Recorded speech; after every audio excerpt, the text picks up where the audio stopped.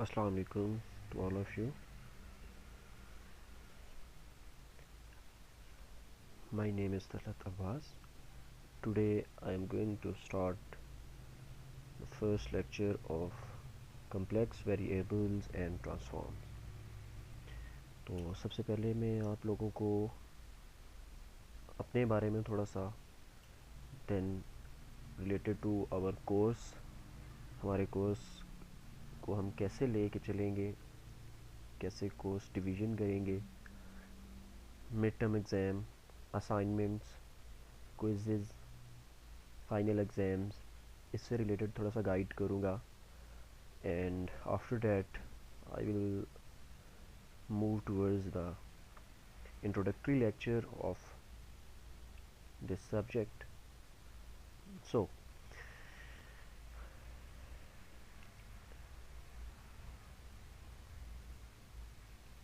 as you all know, my name is Talat Abbas and the course we are going to study is complex variables and transforms. मैं आप लोगों को बताऊंगा आज के complex variables क्या होते हैं, complex इनकी प्रीरेक्विजिट्स क्या हैं इस कोर्स के, इस कोर्स को पढ़ने से पहले आपको क्या क्या चीज़ों का पता होना चाहिए, etcetera etcetera. BSEE third semester lecture 1 dated 2nd November 2020. तो आ जाते हैं अपने कोर्स डिवीजन पे. I divided this course into three parts. The first part is based on assignments and quizzes that will be of 20 marks. तो उसको देख लिया जाएगा कि कितने असाइनमेंट्स होते हैं या कितने क्विजेज़ होंगे. जैसे प्रोबेबली हम मेरे कोर्स में 3 assignments and 3 quizzes होते हैं. There will be 3 assignments and 3 quizzes, जिसमें से assignments जो assignments and quizzes both are related to the topics which we are going to study during lectures. तो इसके लिए बहुत ज़रूरी है कि आप लोग ये जो वीडियो लेक्चर्स आपके साथ शेयर किए जाएं उन लेक्चर्स को लाजमी तौर पे सुने और उनकी प्रैक्टिस भी करें. Because our subject, our course is basically maths course and maths is nothing without practice. अगर आप प्रैक्टिस करते हैं तो it will be like peanuts. अगर आप प्रैक्टिस नहीं करते तो फिर उसके लिए यही है कि आप लोग कहेंगे कि this course is difficult, maths is difficult, etcetera etcetera. तो इस तरह की चीज़ें आप लोगों को पता है, आप लोग ख़ुद भी कहते ही रहते हैं या अपने सराउंडिंग्स में भी सुनते ही रहते हैं कि maths is a difficult subject, maths is tough subject, math की समझ नहीं आती, काम मैथ्स में ज़्यादा हो जाता है या इस तरह करके. वो ऐसा ऐसी कोई चीज़ नहीं होती. Maths is not really a difficult subject. It is very interesting subject until unless आप अपना इंटरेस्ट इसमें डेवलप करें. ठीक है. इन केस अब कोई ऐसे स्टूडेंट्स हों जो प्रैक्टिस ना करें, टाइम पे लेक्चर्स ना लें, टाइम पे टीचर को अप्रोच ना करें, I will always be available for all of you guys. हमारा व्हाट्सएप ग्रुप है, उसमें मेरा कॉन्टैक्ट नंबर आपके पास है. आपको किसी किस्म की इस कोर्स से रिलेटेड कोई भी क्वेरी होगी आप किसी भी टाइम मुझे अप्रोच कर सकते हैं. कोई भी आपका क्वेश्चन हो आप मुझसे पूछ सकते हैं. आप लोगों ने मार्क्स की छोड़ दें, मार्क्स की ग्रेड की टेंशन नहीं लेनी है आप लोगों ने. Grade is a secondary thing. The first thing is आपने इस कोर्स को अंडरस्टैंड करना है. माई एम इज़ कि मैं आप लोगों को इस कोर्स में मास्टर बनाऊं. ठीक है. एंड आई होप कि आप लोग भी इसको अंडरस्टैंड करने के लिए एफ़र्ट्स करेंगे, ना कि बस के हमने ग्रेड चाहिए, ए चाहिए, ए प्लस चाहिए, बी चाहिए, वगैरह वगैरह. ठीक है जी. तो ग्रेड ऑब्वियस सी बात है, आप अगर इसको अंडरस्टैंड करेंगे तो ग्रेड ऑटोमेटिकली आपका आ जाएगा. लेकिन अगर आप बस इसी चक्कर में होंगे कि हमें बस ग्रेड चाहिए और कोर्स को समझे ना समझे, तो ग्रेड तो क्या पता आ ही जाए, लेकिन आप लोग बाद में मतलब ऐसा ही होगा कि आपको जैसे इस कोर्स के बारे में कुछ नहीं पता, थोड़ा टाइम होगा, उसके बाद आप फिर इन चीज़ों को भूलने लग जाएंगे। तो असाइनमेंट क्विज़ेस आपके टोटली 20 मार्क्स के होंगे, जिसमें हो सकता है आपकी जैसे मोस्टली 3 असाइनमेंट्स 3 क्विज़ेस ही होंगे।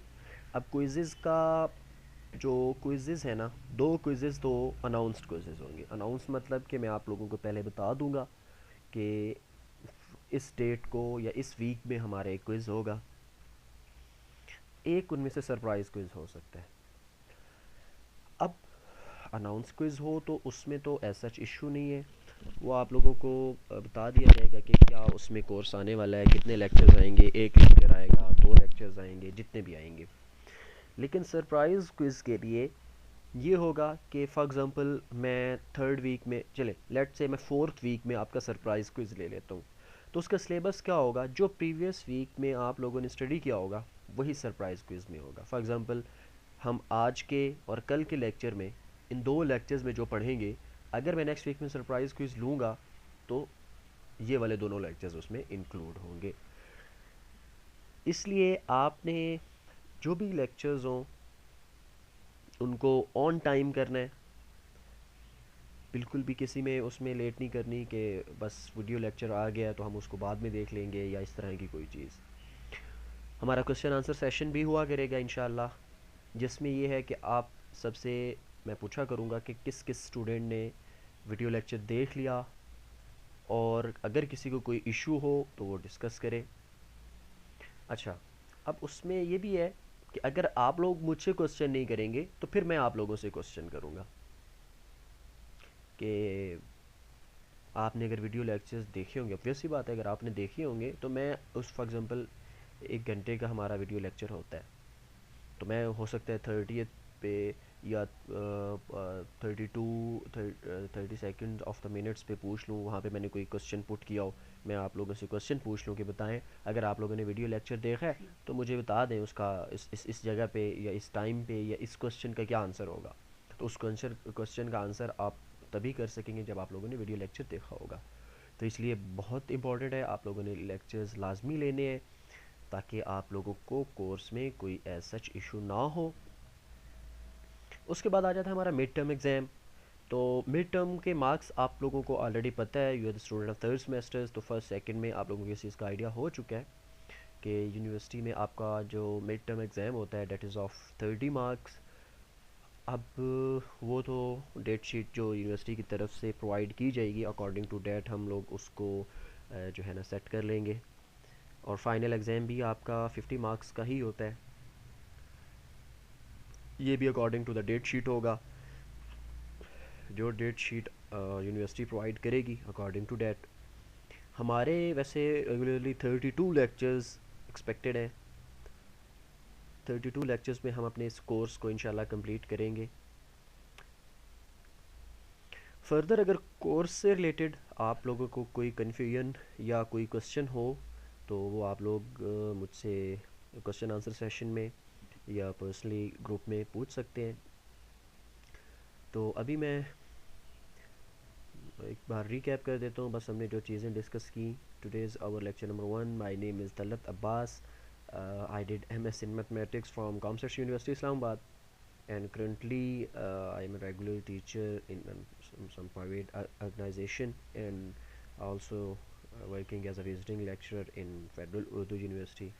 Recently मैंने मतलब previous semester में I have taught a course of numerical analysis. Now I am taking this course, complex variables and transforms. I hope it will be an interesting lecture and interesting course for all of you guys. तो हम अपने I have covered almost all the introductory things about the course and the assignment, quizzes, midterm, final exam. अगर in addition अगर ऐसी कोई चीज़ जो मैं miss कर गया हूँ तो वो आप लोग मुझसे किसी भी टाइम पूछ सकते हैं। तो now coming towards the basic concepts of complex numbers. तो कम्प्लेक्स वेरिएबल्स से पहले हम कम्प्लेक्स नंबर, इसके कुछ बेसिक कंसेप्ट्स हैं। आप लोग अगर वैसे देखा जाए तो ये कंसेप्ट्स आप लोग ग्रेड 9 से लेके ग्रेड 9 के सेकंड चैप्टर में है, रियल एंड कम्प्लेक्स नंबर्स, तो वहाँ से लेके चलता आ रहा है। नाइन्थ टेंथ आप लोगों ने काफ़ी दफ़ा इन चीज़ों को पढ़ा होगा, लेकिन मैं बस जल्दी जल्दी इन चीज़ों को बेसिक कंसेप्ट्स कि आपके रिवाइज़ करवा के, कुछ रिजल्ट्स होते हैं एडिशन जैसे रिजल्ट्स मतलब कम्प्लेक्स नंबर्स क्या होते हैं, how we can write the complex number या how we can denote the complex numbers, what are the operations we can apply on the complex numbers, like uh, either we can add or subtract them or multiply or divide the complex numbers or not. हम ये properties discuss करेंगे। उसके बाद हम कुछ further इनकी properties like addition, sorry, like commutative laws, associative laws क्या होते हैं आप लोग पहले पढ़ भी चुके हैं, लेकिन मैं दोबारा से इनको जो है रिवाइज़ करवा दूंगा। तो सबसे पहले आते हैं कॉम्प्लेक्स नंबर्स की डेफिनेशन पे।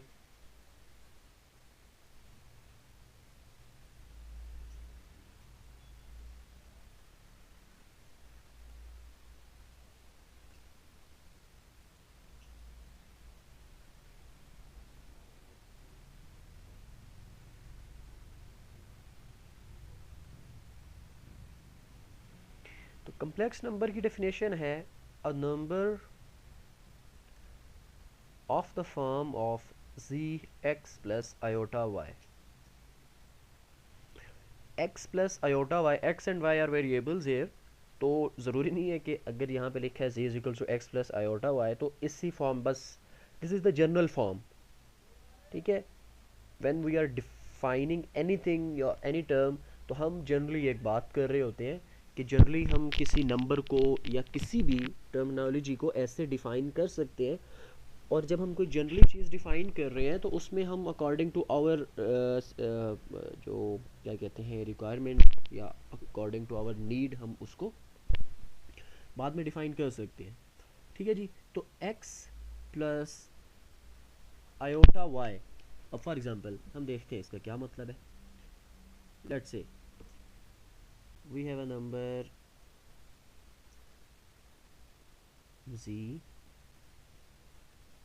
z equals to x plus iota y। अच्छा, कम्प्लेक्स नंबर से पहले कुछ रियल नंबर्स होते हैं, set of real numbers, set of complex numbers.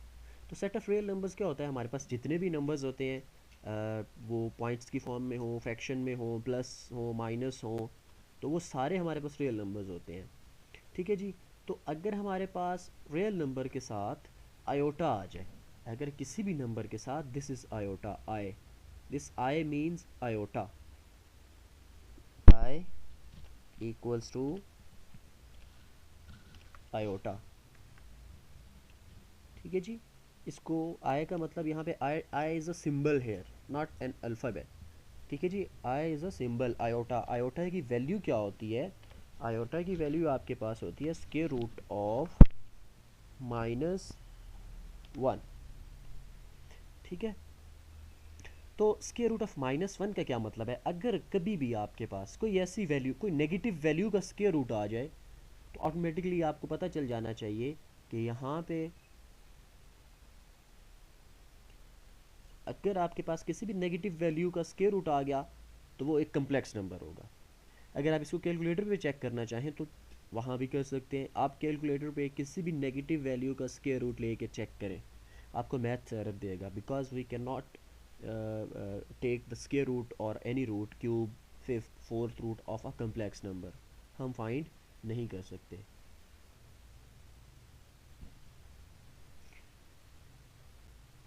उसके बाद आ जाता है आपके पास यहाँ पे x और y की वैल्यूज़ क्या हो सकती है। x and y belongs to R। R is the set of real numbers। Real number मैंने आपको पहले भी बताया कैसे होते हैं, आपके पास कोई भी नंबर जो होता है ना, एक्सेप्ट कम्प्लेक्स नंबर, वो आपके पास रियल नंबर ही होता है, बेशक वो पॉइंट्स में हो, वो फ्रैक्शन में हो, वो रूट की फॉर्म में हो, वो उसके नेगेटिव हो, पॉजिटिव हो, वो सारे आपके पास रियल नंबर्स ही होते हैं।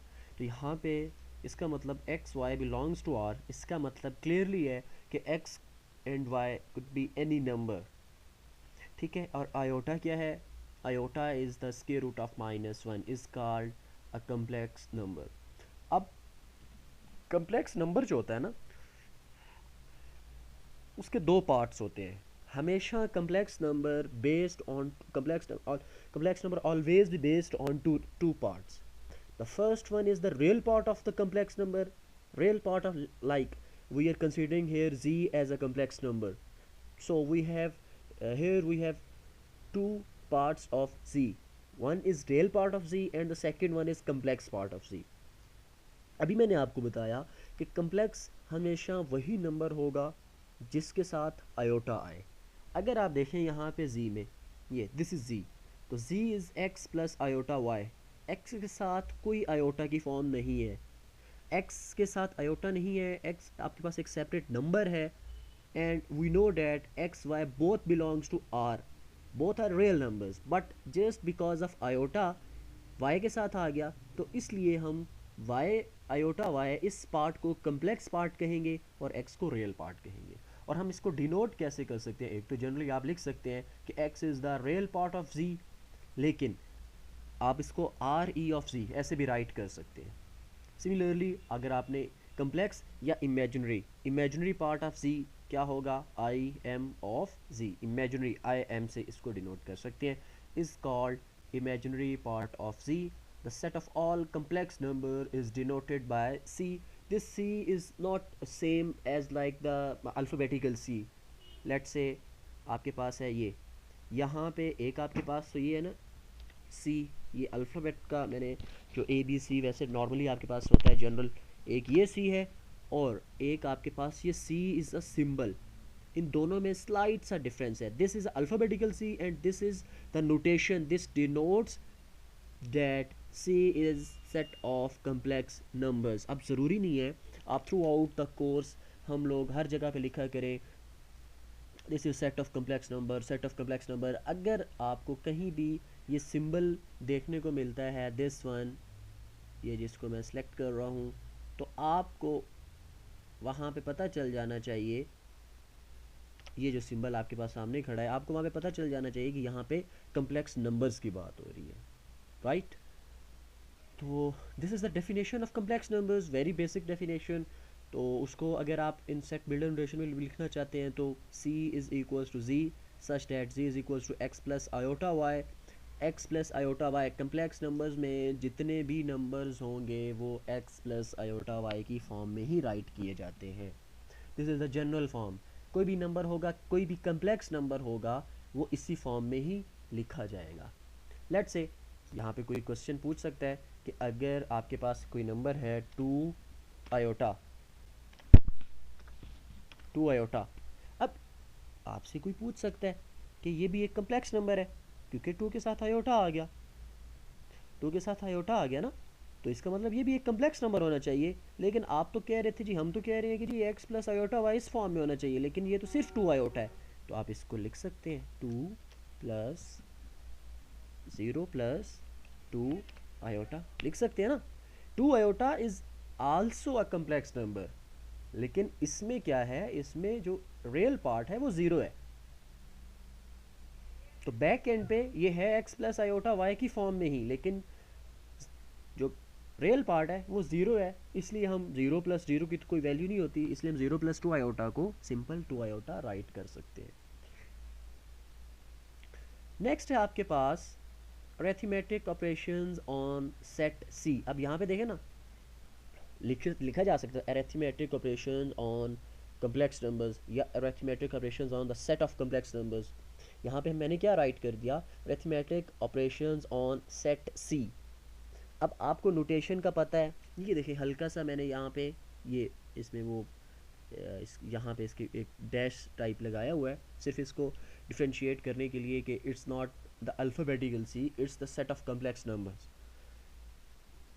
अब अरिथमेटिक ऑपरेशंस में, अरिथमेटिक ऑपरेशंस का क्या मतलब होता है? अरिथमेटिक ऑपरेशंस जनरली आपको पता है, प्लस करते हैं आप नंबर्स को, आप नंबर्स को सब्ट्रैक्ट करते हैं, आप नंबर्स को मल्टीप्लाई करते हैं, आप नंबर्स को डिवाइड करते हैं. ये सारे जो ऑपरेशंस होते हैं ये अरिथमेटिक ऑपरेशंस होते हैं. इसमें ये कोई नई चीज़ नहीं आ गई, यहाँ पे घबरा नहीं जाना. तो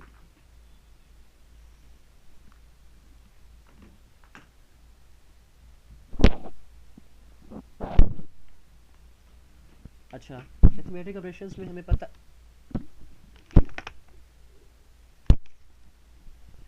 एडिशन कैसे करते हैं, सब्ट्रैक्शन कैसे करते हैं, ये चीज़ें हम देखते हैं. अच्छा, इसमें स्पेशली हम अगर डिस्कस कर रहे हैं ना अरिथमेटिक ऑपरेशंस को, तो there is the reason behind this. क्या रीज़न है वो हम देखते हैं। क्योंकि इनकी एडिशन, सब्ट्रैक्शन या मल्टीप्लिकेशन सिंपल जो रियल नंबर्स होते हैं वैसी नहीं होती। ठीक है। अब चूंकि कम्प्लेक्स और रियल, जो कम्प्लेक्स नंबर होता है ना, दो पार्ट्स पे बेस कर रहा होता है, रियल और कम्प्लेक्स पे। अब कभी भी हम किसी रियल को किसी कम्प्लेक्स के साथ ऐड नहीं कर सकते। हम कभी भी किसी नंबर को, किसी रियल नंबर को किसी कम्प्लेक्स नंबर के साथ ऐड नहीं कर सकते, सब्ट्रैक्ट भी नहीं कर सकते। इसलिए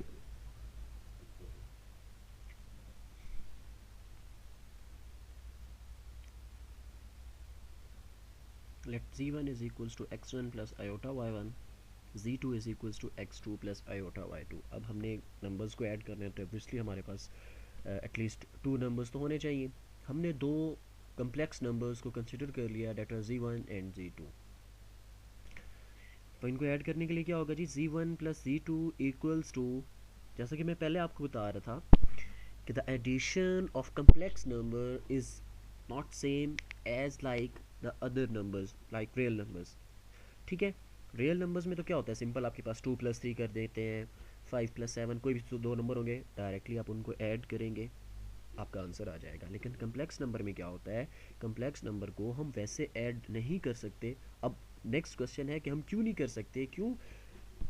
because we can not add a real number to a complex number. हम रियल को रियल से, कम्प्लेक्स को कम्प्लेक्स से ही ऐड कर सकते हैं, अदरवाइज इनको आपस में ऐड नहीं किया जा सकता। That is why I have written there x1 plus x2 and y1 plus y2। ये जो इसका रियल पार्ट था x1, z2 का रियल पार्ट था x2, इन दोनों को ऐड किया, plus imaginary part of z1 and imaginary part of z2 is y2, तो y1 प्लस y2 दोनों के साथ आयोटा आता है, तो मैं इसको कॉमन लेके लिख सकता हूँ। अब देखिए ना, यहाँ पे अगर आप गौर करें तो आपके पास फिर से आपने इनको ऐड किया एंड आफ्टर एडिशन अगेन आपके पास एक रियल पार्ट और एक इमेजिनरी पार्ट आ गया। तो इसका मतलब after addition, the addition of the या number, the addition of two complex numbers is again a complex number. ठीक है जी। सिमिलरली जब आप सब्ट्रैक्शन करेंगे, सब्ट्रैक्शन में भी ऐसा ही, यही रूल आप फॉलो करेंगे कि रियल में से रियल को सब्ट्रैक्ट करेंगे, कम्प्लेक्स में से कम्प्लेक्स को सब्ट्रैक्ट करेंगे। फिर आ जाता है जी प्रोडक्ट। प्रोडक्ट में तो सिंपल है, इसकी multiplication, multiplication of two numbers आपको पता है जैसे होती है कि बस आप दो नंबर्स को डायरेक्टली मल्टीप्लाई कर देते हैं, सिंपल मल्टीप्लिकेशन की तरह ही होगी। z1 into z2 equals to x1 plus iota y1 into x2 plus iota y2। आप क्या करेंगे जी, x1 को इन दोनों के साथ मल्टीप्लाई, फिर आयोटा y1 को इन दोनों के साथ multiply. So x1 into x2 will be x1 x2, x1 into iota y2 will be plus iota x1 y2। अब x1 इन दोनों के साथ मल्टीप्लाई हो गया, अब इसकी बारी आ गई हमारे पास iota y1। So iota into y1 x2 plus plus plus, यहाँ पे नेगेटिव का साइन कैसे आया, अगर आप थोड़ा सा गौर करें,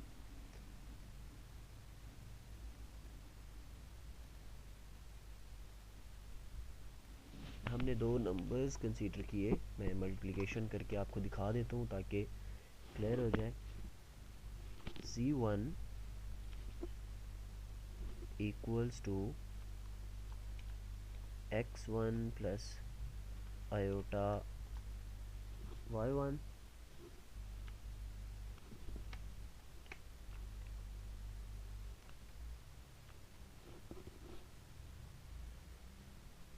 ये हमने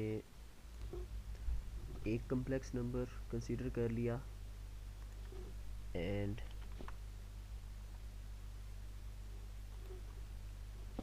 ये हमने कोई दूसरा कम्प्लेक्स नंबर कंसीडर कर लिया। बस मैंने कॉपी पेस्ट कर दिया ताकि मुझे सारी चीज़ें दोबारा ना लिखनी पड़े। मैं यहाँ पे 2 2 2, तो x1 एंड z2, तो अब प्रोडक्ट ऑफ, यहाँ पे हम लिख लेते हैं प्रोडक्ट प्रोडक्ट इसका फाइंड कर लेते हैं, z1 into z2,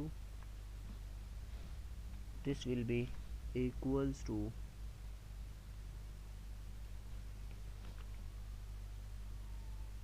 bracket start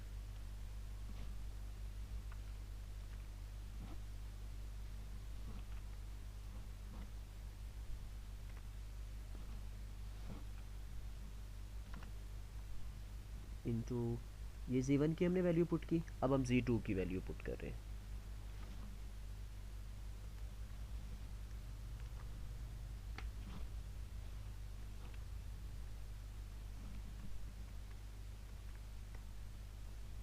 ठीक है, अब हम क्या करते हैं, इन दोनों को मल्टीप्लाई करते हैं।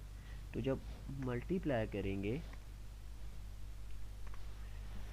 मल्टीप्लाई करते हुए हमारे पास ये बन जाएगा bracket start x1 x2 plus iota x1 y2 plus iota x2 y1 plus, बस ये एक स्टेप बताने के लिए मैंने ये सारी जो इसकी मल्टीप्लिकेशन आपको करके दिखा रहा हूँ।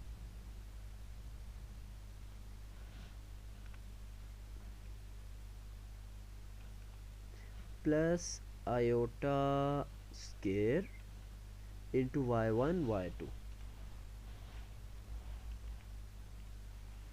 y1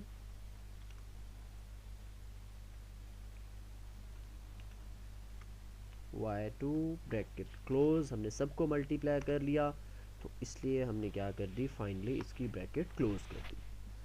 अब हमेशा याद रखना है आपने यहाँ पे जो आयोटा, अब जैसे कि आयोटा की वैल्यू मैंने आपको बताई थी, आयोटा इक्वल होता है स्केयर रूट ऑफ -1 के। अगर मैं दोनों साइड पे अगर हम इसका स्केयर कर ले, taking square on both sides, तो क्या हो जाएगा, iota square equals to -1, square root cancel हो जाएगा। तो यहाँ पे आपके पास एक रिजल्ट आया कि जो आयोटा स्केयर की वैल्यू होती है वो -1 के इक्वल होती है। तो यहाँ पे मेरे पास जो आयोटा स्केयर है, मैं इसकी जगह क्या करता हूँ, मैं ये सारी चीज़ें दोबारा लिखूँ, मैं इसको कॉपी पेस्ट कर देता हूँ, और सिर्फ इसमें चेंज क्या आएगा, चेंज इसमें आएगा हमारे पास सिर्फ और सिर्फ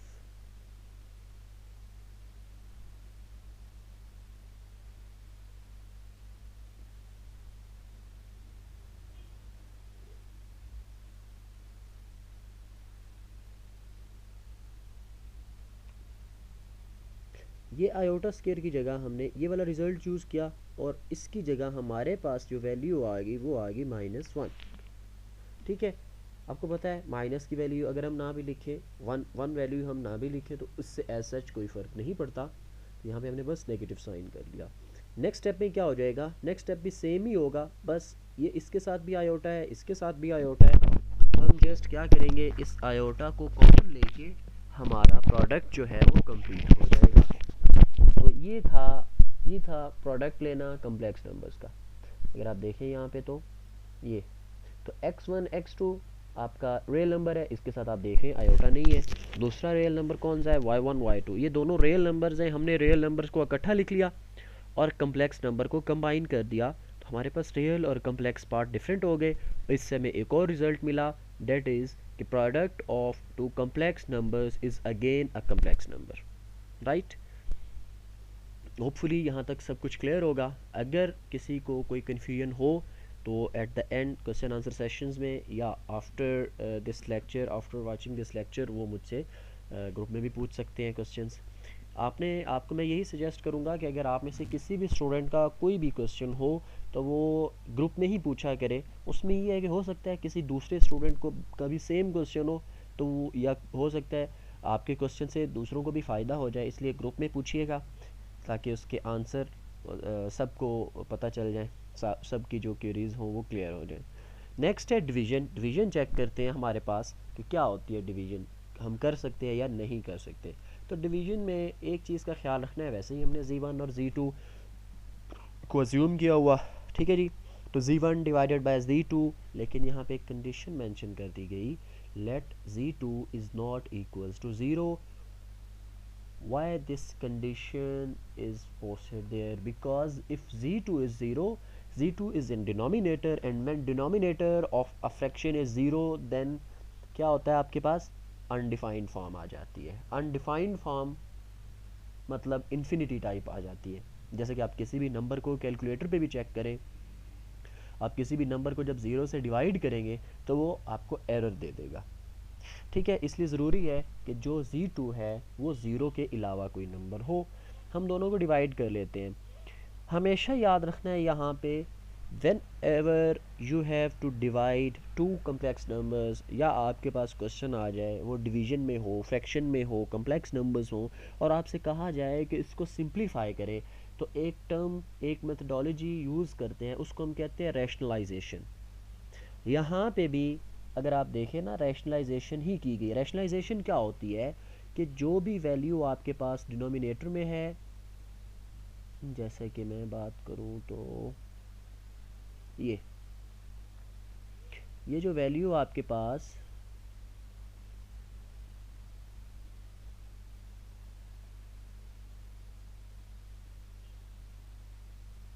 ये वाली जो वैल्यू आपके पास डिनोमिनेटर में है, रैशनलाइजेशन बच्चे ये चीज़ होती है कि हम डिनोमिनेटर वाली वैल्यू का कॉन्जुगेट लेते हैं, और कॉन्जुगेट लेके उससे मल्टीप्लाई भी कर देते हैं और डिवाइड भी कर देते हैं।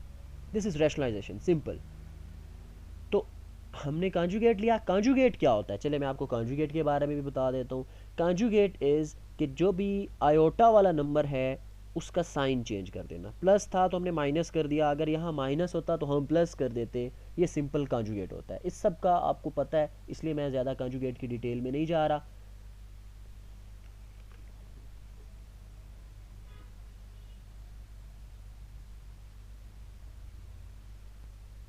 तो आगे फिर हमने इसको जब मल्टीप्लाई भी किया, डिवाइड भी कर दिया, तो न्यूमरेटर्स आपस में मल्टीप्लाई हो जाएंगे। मल्टीप्लिकेशन कैसे करनी है वो आप ऑलरेडी कर चुके हैं।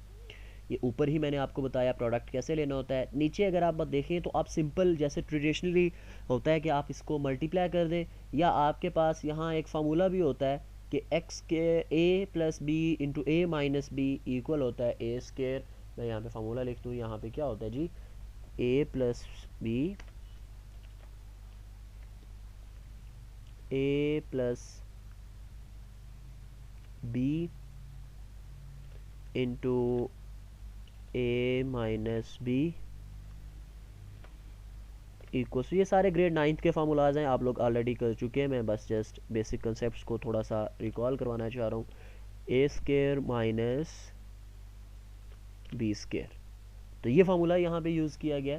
तो यहाँ पे हमारा ए है x2, तो x2 square plus minus minus, तो आयोटा स्केयर y2। अब आयोटा स्केयर माइनस के इक्वल होता है, इसलिए ये माइनस माइनस प्लस हो गया।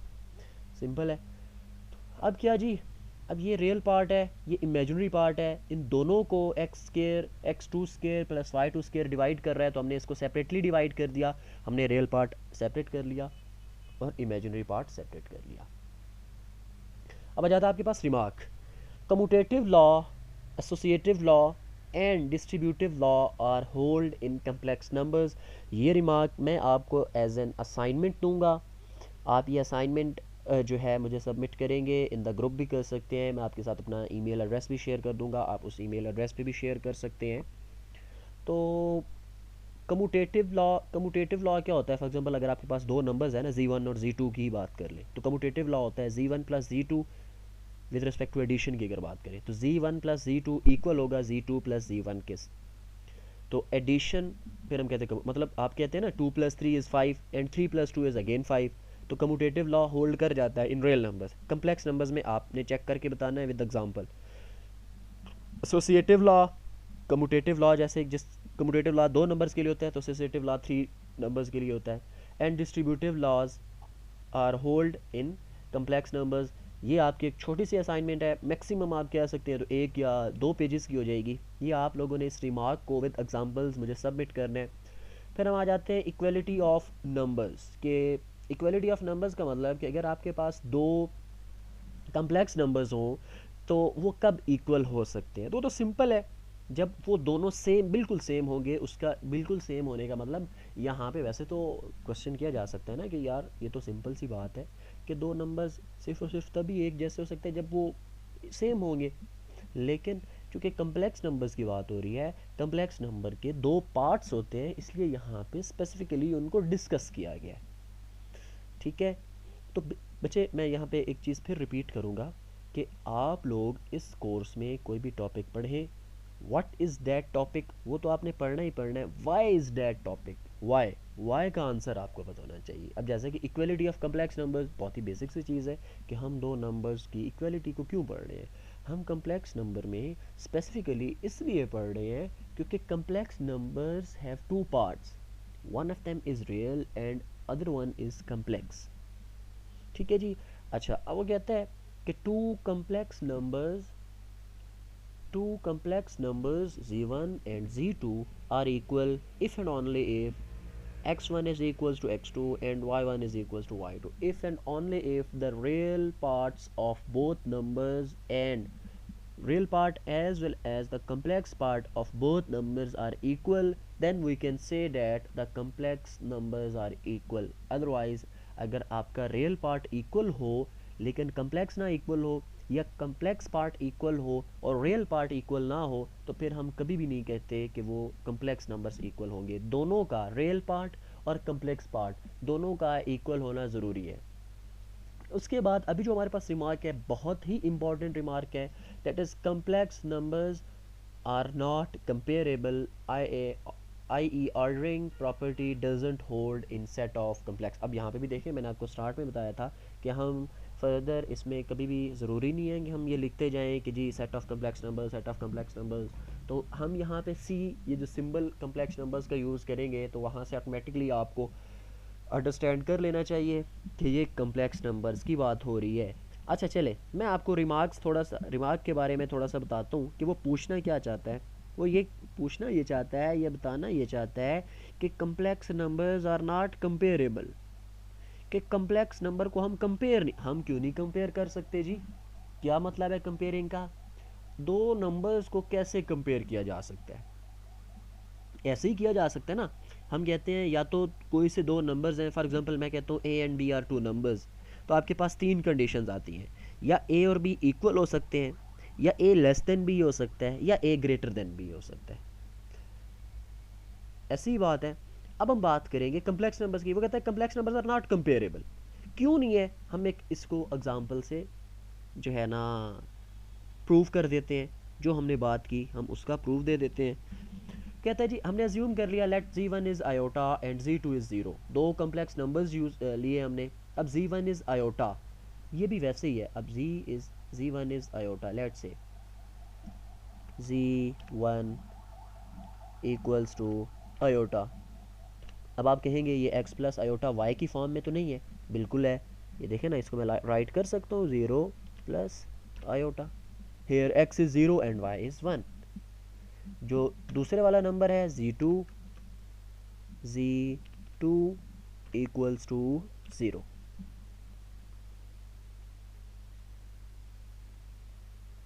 तो ये भी कम्प्लेक्स नंबर ही है, लेकिन इसका जो सेकंड पार्ट है वो क्या है, आपके पास 0 है।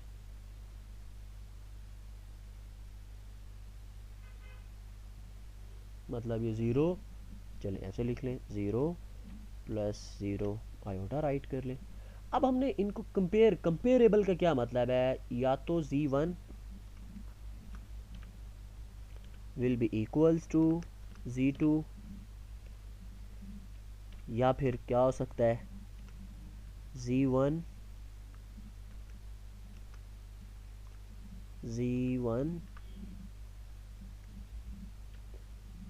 लेस देन z2 हो सकता है,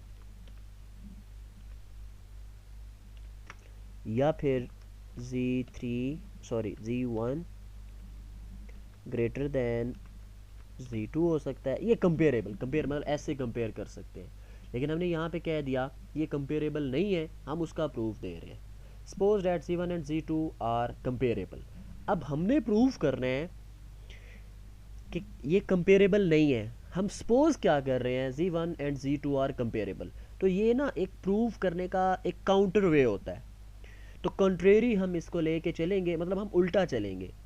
वो कहता है कि कंपेरेबल नहीं होते, हम कहते हैं कि ये ऐसा ही है ना कि आप लोग समटाइम्स ऐसा होता है कि पेरेंट्स हमें कोई बात कह रहे होते हैं और लेकिन हम पेरेंट्स को कहते हैं हमने नहीं मानी।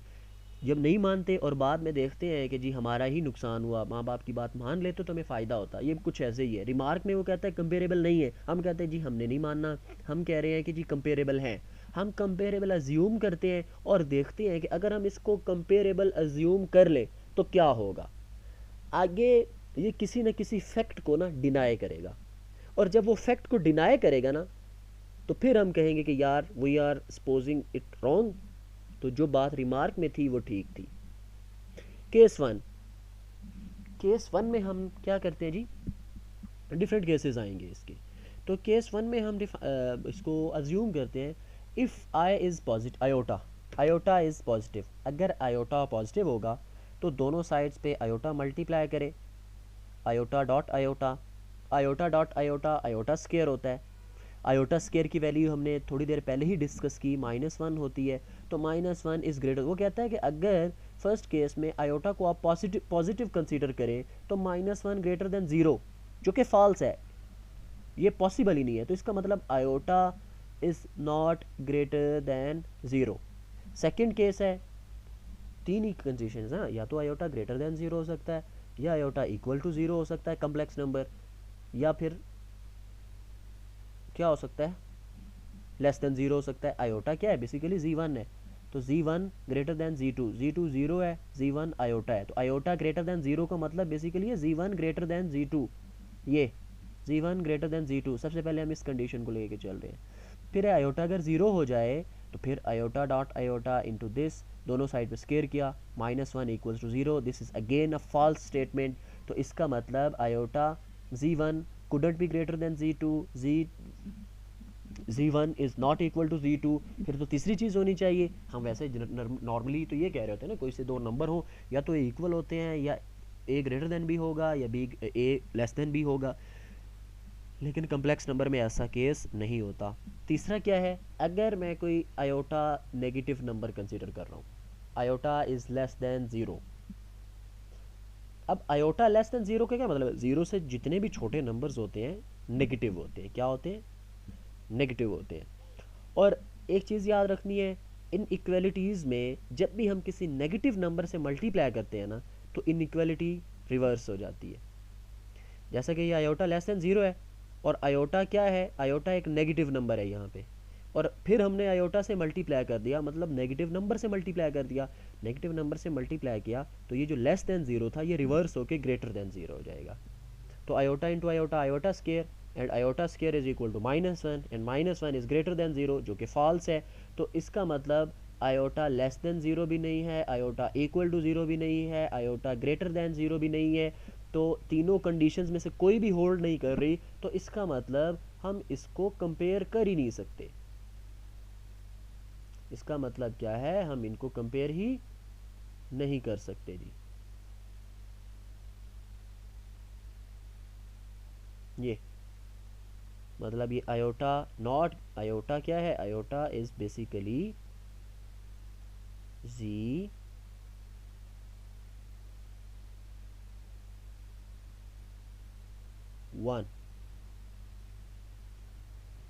Not greater then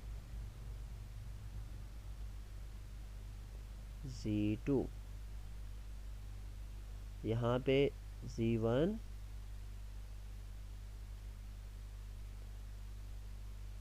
not equal to Z2। Similarly, Z1 not less than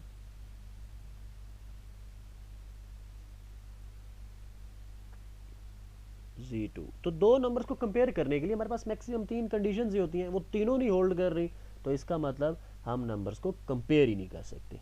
तो ये हमने जो रिमार्क राइट किया था उसका हमारे पास प्रूफ आ गया। This completes the proof. Next हमारे पास कुछ रिजल्ट्स हैं, इन रिजल्ट्स को आपने अपने माइंड में रखना है। फर्दर आगे जो हम लेक्चर्स करेंगे या जो भी टॉपिक्स करेंगे उनमें ये यूज़ होगा इंशाल्लाह। तो वहाँ पे ये चीज़ें आप अपने पास इनको नोट डाउन कर लीजिएगा ड्यूरिंग लेक्चर ये चीज़ें। फिर क्या है जी, if z is equals to x plus iota y is real, वो कहते हैं कम्प्लेक्स नंबर में x जो है ये x है, ये रियल पार्ट है, ये इमेजिनरी पार्ट है। वो कहते हैं z रियल होगा if and only y zero हो जाए। ऑब्वियस सी बात है, अगर आप y ज़ीरो कर दें तो कम्प्लेक्स पार्ट ज़ीरो हो जाएगा, तो पीछे बचेगा ही रियल पार्ट, तो आप उस टाइम पे z को रियल कह सकते हैं। 2 है, z is called pure imaginary. अगर x वाला ज़ीरो हो जाए, रियल पार्ट ज़ीरो कर दे, तो पीछे बचेगा ही इमेजिनरी पार्ट, तो फिर आप z को इमेजिनरी कह सकते हैं। बहुत बच्चों वाली बातें हैं। Then z is equal to x plus iota y can be written as, हाँ ये चीज़ थोड़ी सी देख लें इससे रिलेटेड। हम क्या है, अब वो कह रहे हैं कि z is equals to x y. Complex numbers को आप ऑर्डर पेयर की, इसको हम ऑर्डर पेयर कहते हैं। ये जो चीज़ लिखी हुई है ना यहाँ पे, कार्टेशियन ऑर्डर पेयर इसको कहते हैं।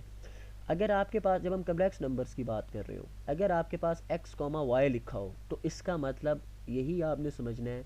मैं यहाँ पे राइट करके बता देता हूँ। ये अगर आपके पास ब्रैकेट में लिखा हुआ है x कॉमा वाई, तो इसका मतलब कम्प्लेक्स नंबर्स में क्या है, x plus iota y. Similarly अगर मैं कोई नंबर लिख देता हूँ 2,5 लिख देते हैं, तो इसका मतलब ऑटोमेटिकली आपने समझना है जो पहला पार्ट होगा वो आपके पास हमेशा रियल होगा, दूसरे वाला इमेजिनरी होगा। 5 आयोटा, इसका ये मतलब है। तो ये बस एक चीज़ बतानी थी आपको।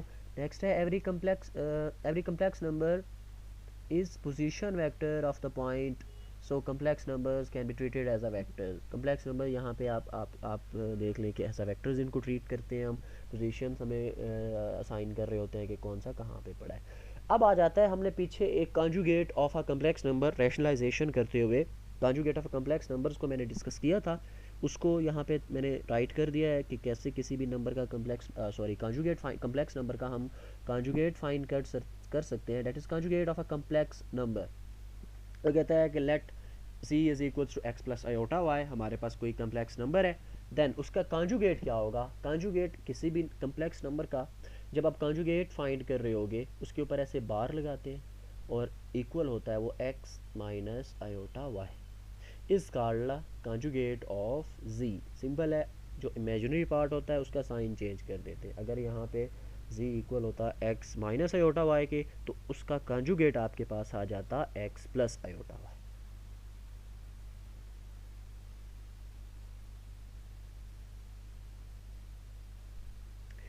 फिर आगे हमारे पास कुछ प्रॉपर्टीज़ हैं कॉन्जुगेट नंबर्स की। तो आज के लेक्चर में हमारा ये आखिरी टॉपिक है, प्रॉपर्टीज़ को डिस्कस करते हैं और फिर इंशाल्लाह हम नेक्स्ट लेक्चर में इन चीज़ों को डिस्कस करेंगे। प्रॉपर्टीज़ क्या है, properties of a conjugate number, कि अगर आप z1 plus z2 plus minus दोनों यहाँ पे राइट कर दिए मैंने, सेपरेटली लिखने की बजाय प्लस कर रहे हो, दो कम्प्लेक्स नंबर को ऐड कर रहे हो या सब्ट्रैक्ट कर रहे हो, इसका मतलब क्या है, the conjugate of z1 plus z2 is equals to conjugate of z1 plus conjugate of z2। इसका मतलब बच्चे ये है कि अगर आप दो नंबर्स को पहले ऐड या सब्ट्रैक्ट करें और बाद में उनका कॉन्जुगेट लें, या पहले उनका आप सेपरेटली कॉन्जुगेट लें और बाद में ऐड या सब्ट्रैक्ट करें, तो answer will be same. Answer आपके पास क्या रहेगा, हमेशा सेम रहेगा। इसका ये मतलब है, जैसा कि करके भी दिखा दिया। देखिए, let z1 equals to x1 plus iota y1, z2 हमने ले लिए, तो z1 प्लस z2 इनको ऐड किया, रियल को रियल के एडिशन का मैंने आपको बताया था, रियल को रियल पार्ट के साथ ऐड किया और इमेजरी को इमेजरी पार्ट के साथ ऐड कर दिया। तो इसका फिर कॉन्जुगेट में मैंने आपको बताया कि रियल पार्ट पे कोई फ़र्क नहीं पड़ता, इमेजिनरी पार्ट का साइन चेंज हो जाता है, ये प्लस है तो माइनस आ जाएगा, सिंपल। इसी तरह फिर क्या किया, इनको सेपरेट किया, एक्स ब्रैकेट ओपन कर दी ना, इन शॉर्ट ब्रैकेट ओपन कर दी, ब्रैकेट ओपन की, तो x1 और y1 को अटैच कर दिया, x2 और वाई टू को अटैच किया। अब ये देखें जी, ये किसके इक्वल है? z1 क्या था आपके पास? z1 था x1 प्लस आयोटा y1, और यहाँ पे क्या है? x1 माइनस आयोटा, यहाँ प्लस था यहाँ माइनस हो गया, तो इसका मतलब यहाँ पे z1 का कॉन्जुगेट है, यहाँ पे z2 का कॉन्जुगेट है। तो this is the first property of real numbers कि कॉन्जुगेट, अगर आप पहले दो नंबर्स को ऐड या सब्ट्रैक्ट करें, बाद में कॉन्जुगेट लें, या पहले उनका सेपरेटली कॉन्जुगेट ले लें और बाद में ऐड या सब्ट्रैक्ट कर दें, तो उस पर कोई फ़र्क नहीं पड़ता, answer will be same.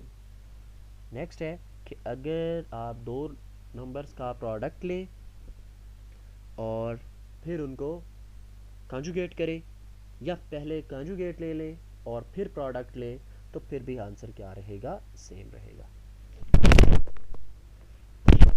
Same is the case for division, कि आप दो नंबर्स को डिवाइड करके कॉन्जुगेट लें या सेपरेटली कॉन्जुगेट ले के डिवाइड करें, आपके पास आंसर जो है वो सेम ही आएगा। तो ये आज हमने तीन प्रॉपर्टीज़ पढ़ी, एडिशन, सब्ट्रैक्शन, प्रोडक्ट और डिवीजन। आज का लेक्चर मैं यहीं पे एंड कर रहा हूँ। मैं थोड़ा सा रीकैप कर देता हूँ इसको। आज हमने सबसे पहले क्या चीज़ पढ़ी? कम्प्लेक्स नंबर को डिफ़ाइन किया।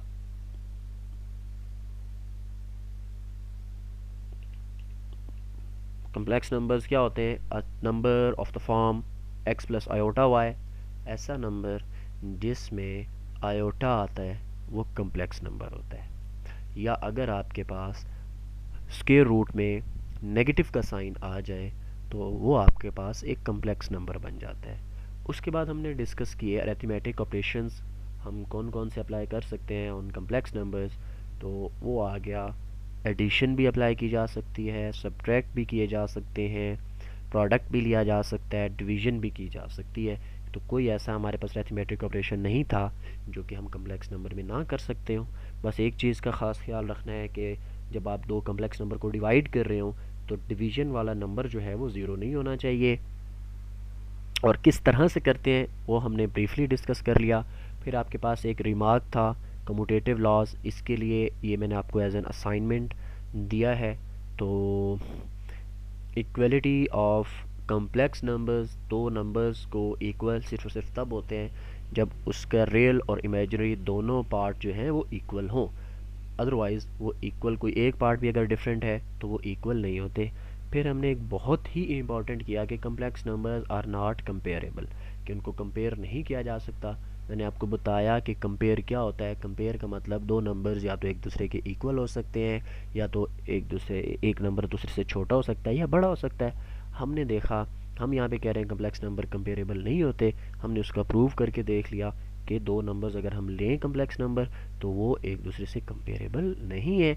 उसके बाद हमने कुछ चीज़ें देखी कि कम्प्लेक्स, कोई अगर आपके पास जी है, कम्प्लेक्स नंबर रियल हो जाता है अगर उसका इमेजिनरी पार्ट ज़ीरो कर दें, और वो प्योर इमेजिनरी हो जाता है अगर उसका रियल पार्ट ज़ीरो कर दें। उसके अलावा हमने डिस्कस किया कि आप इसको ऑर्डर पेयर की फॉर्म में लिख सकते हैं, एक्स वाई की फॉर्म में, ये लाइक पोजीशन वेक्टर भी आप इसको डील कर सकते हैं। Conjugate of a complex number को हमने डिस्कस किया। कॉन्जुगेट ऑफ कम्प्लेक्स नंबर क्या होता है? If c is x plus iota y, तो उसका कॉन्जुगेट क्या होगा? आयोटा वाली फॉर्म नेगेटिव हो जाएगी। प्रॉपर्टीज़ आ जाती हैं। प्रॉपर्टीज़ वो कहता है कि अगर आप दो कम्प्लेक्स नंबर्स को ऐड या सब्ट्रैक्ट कर रहे हैं, तो अगर आप पहले ऐड सब्ट्रैक्ट कर लें बाद में कॉन्जुगेट लें, या पहले कॉन्जुगेट ले लें और बाद में ऐड सब्ट्रैक्ट कर दें, तो आंसर पे कोई फ़र्क नहीं पड़ता, आंसर सेम रहेगा। Same is the case for the multiplication, कि आप पहले मल्टीप्लाई कर लें फिर कॉन्जुगेट लें, या पहले कॉन्जुगेट ले के मल्टीप्लिकेशन कर दें, वो answer will be same. And same is the case for the division. तो this was the basic lecture. हमारे नेक्स्ट में भी कुछ बेसिक्स को ही डिस्कस करेंगे हम। तो अगर इस चैप्टर से रिलेटेड, सॉरी आज के लेक्चर से रिलेटेड कोई भी कन्फ्यूजन हो, कोई भी क्वेरी हो, आप मुझसे पूछ सकते हैं एनी टाइम। खुदा हाफिज़।